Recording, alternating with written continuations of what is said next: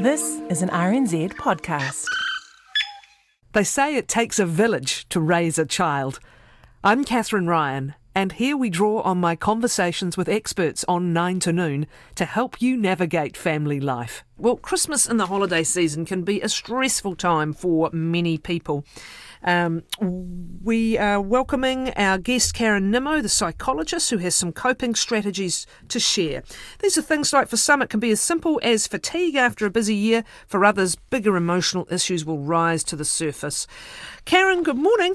Good morning, Kathryn. Yes, you're pointing at this. What I was trying to get you to do, just point at the mic because it's directional and we're in business. Are we here? Yeah, we're here.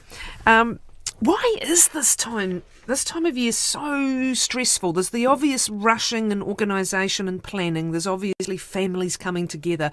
But at a deeper level, is it a time where, whether we want to or not, we're quite reflective?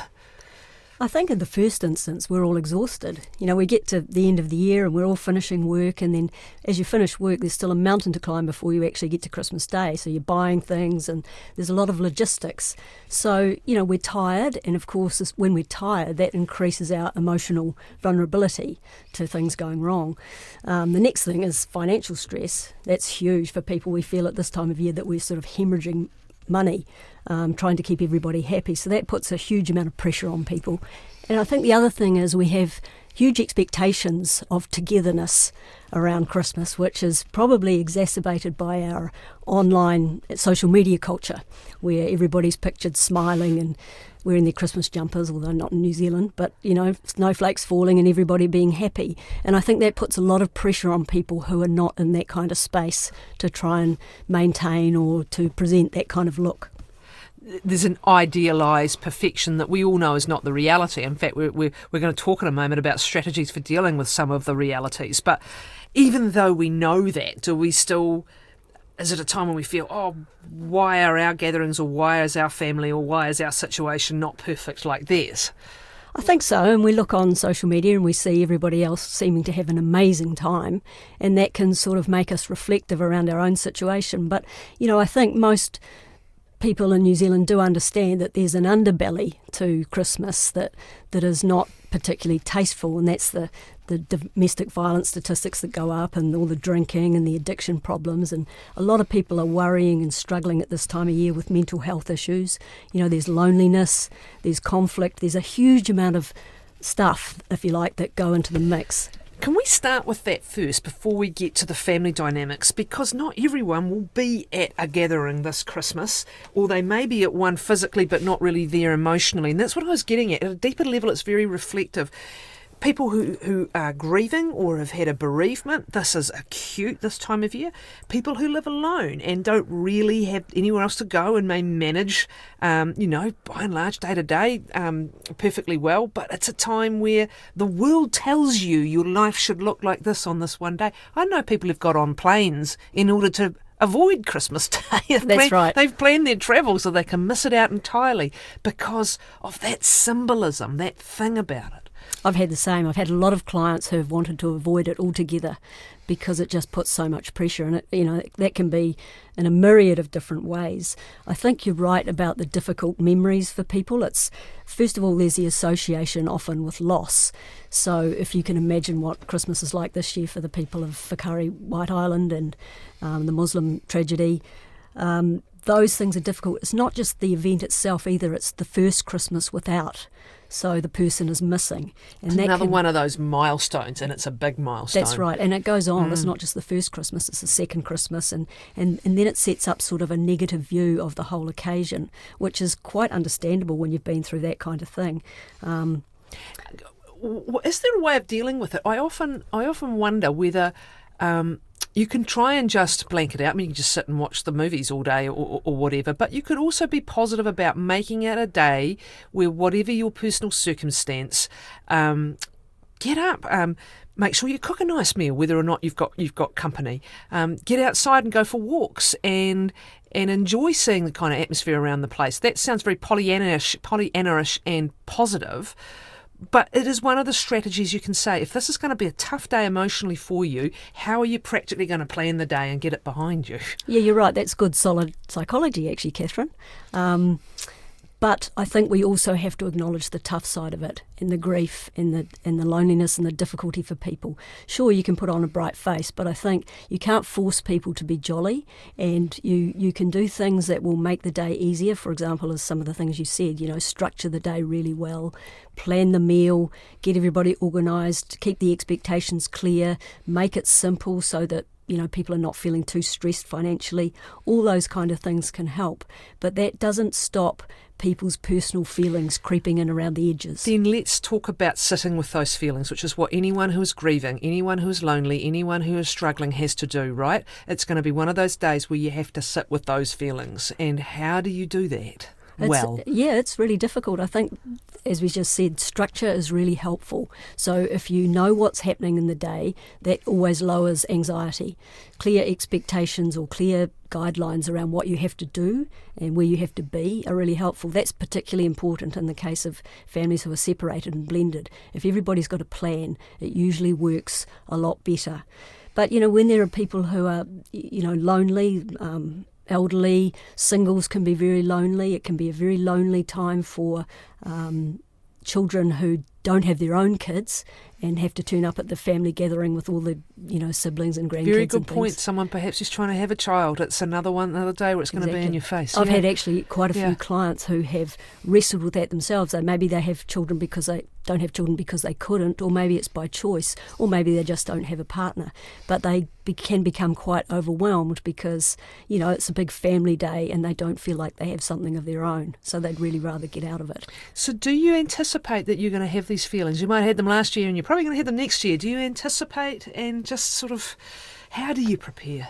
I think people do anticipate because they know what's coming largely, except in the case of tragedy. So you can make a plan, and I think we need to take some of the hype out of it because, after all, Christmas is a day, and I often try to help people neutralise it. It doesn't have to be the best day you ever had, the most together, the most glorious, the best food.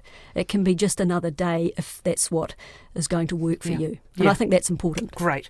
Now let's talk about some of the stresses, the other stresses that can happen as well. And obviously the family dynamic, you touched on the blended families, or that situation where it's one of those days where a parent wants to be with their child but the two parents may not be together, and this can get really stressful. How do you do it well in a situation where there is a separation? I think you're right. I think this is one of the really big growth areas in psychology. More and more people are asking, how do I manage my blended family? How do I be a good step-parent when I'm feeling quite resentful? Those kind of things. And at Christmas time, it kind of all comes together in a big peak. If we think about it, 1 in 5 New Zealand kids is in a blended family before the age of 17, and 1 in 3 marriages is a second one. So that sort of gives some idea as to the number of people out there who are in step-parenting arrangements or blended families, that kind of thing. And families now are really diverse. We're not just, mum, dad and the kids anymore. We're a myriad of different things, and we have to kind of cater for that. And for people who have moved from a traditional setup or have changed their circumstances, it can be a massive adjustment. And again, I think the expectations are built. You get with a new partner, you think, wow, this is going to be amazing. We're going to be happy families. We'll all get on. And quite frankly, it's often the very opposite of that. People have problems with discipline, with schooling, with money, with holidays, with rivalry, with inequality, with resentment. I could write a very long list for Santa of what he needs to address. Again, we know this is going to happen, even if we know it's the one relative who's always going to get under the skin of the other relative. And sometimes I think it's worse because we know it and you're almost trigger happy waiting for it to happen. But again, can you strategically plan if you know there are going to be these tensions? Is there a way of going in, girding your loins, maybe having some responses pre-prepared that are mature adult responses and aren't going to be a red rag snap?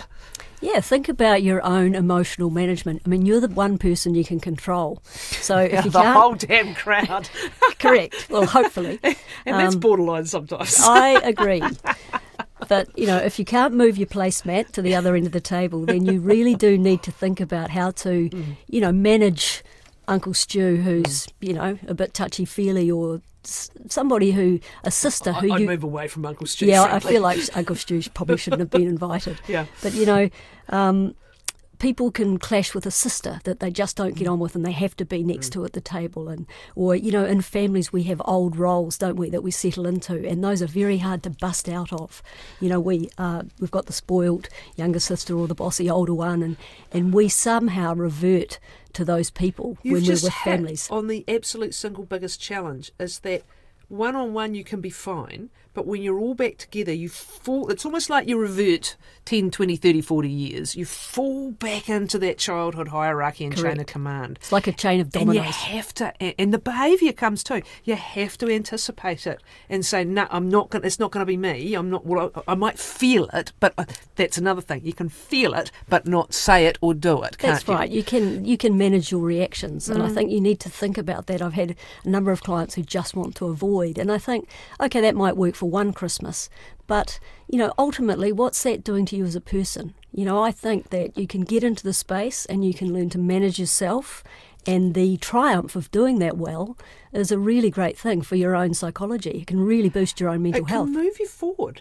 As you say, that avoidance is, sometimes it's a necessary tool for a while, but it's not a great long-term tool.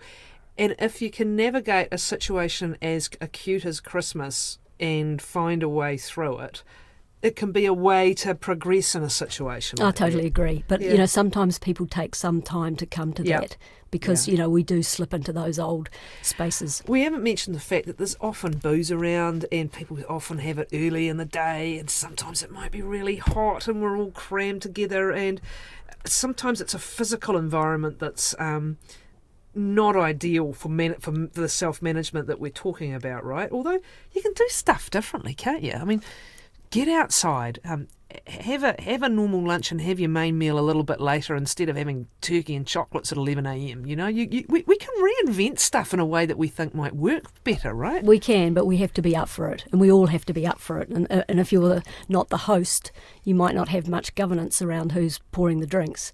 But you do have some around whether you drink it yourself. So in the very first instance, I agree, I think alcohol is such a troublemaker, and you should look after your own intake first. And if there's somebody at your party that will drink a lot, keep sort of as clear as you can from them, because it just all. But the less you've had, the more you can just isolate that behaviour and say that person's making can't come up with a non-sweary word, making an ass of themselves, but I'm not going to become part of it. And if you've had less on board early in the day especially, you're probably better to make that decision, right? That's right, but you can't stop others. And when you work with couples, you know that one of the worst things that can come into the mix, and when they have their most violent and difficult fights, is when there's alcohol or drugs in the mix. So, at all costs, that should be cut down or avoided, not to be a party pooper, but reduced. If you've got one of those traditions where the champagne gets cracked, as I said, at 10:30 or 11, you can put it back a few hours and probably still have a good day, right? You can look and say, why do we get into these situations, and what can we change to avoid it? Doesn't mean you can't have a couple of wines, or a couple of beers, but they don't have to start in the morning, do they? Yeah, although at times there we go. I wouldn't want to class myself as a Puritan. It's all individual. It's all about what is it that sets us off, and what can we do a bit differently to not have it happen. That's right, our triggers. Yeah. All right. I don't know if we quite finished with the parenting and step-parenting situation. Again, is this something that's best sorted earlier in the year before the tension comes on? Both parents will want time, especially with a younger child, on Christmas. There are ways you can organise it, split the day sometimes, or have Christmas Eve and Christmas morning with one. But is it best sorted well in advance? Yes, it is. But obviously we're having this conversation sure, very close to Christmas, so that can be difficult. But yeah, in an ideal world, lock down the plans, particularly if you have a difficult ex. And you've separated, lock down the plans as early as possible and keep them simple. Kids don't need to be taking 4-car trips to different houses on Christmas Day. That's a nightmare, and it will set up something in their minds that will probably follow them for life. Christmas Day is just a pain. Yeah. I couldn't just be in one place with my presents. Yeah. Yeah, good advice. The other tension you alluded to is there's often someone or a small number of someones who do all the work and the others don't. And I think that's one for everyone to look out for. You've got to be appreciating the person who's anchoring this, because sometimes with couples too, it can really get to a blow up, right? So someone's working very hard, and you don't want them having worked very hard to then be losing their rag at some point during the day in a way that everyone regrets. So we've got to look out for the workers. We do. Right? Mm-hmm. And even if you're not, what was it? Leah McFall's wonderful show helping term.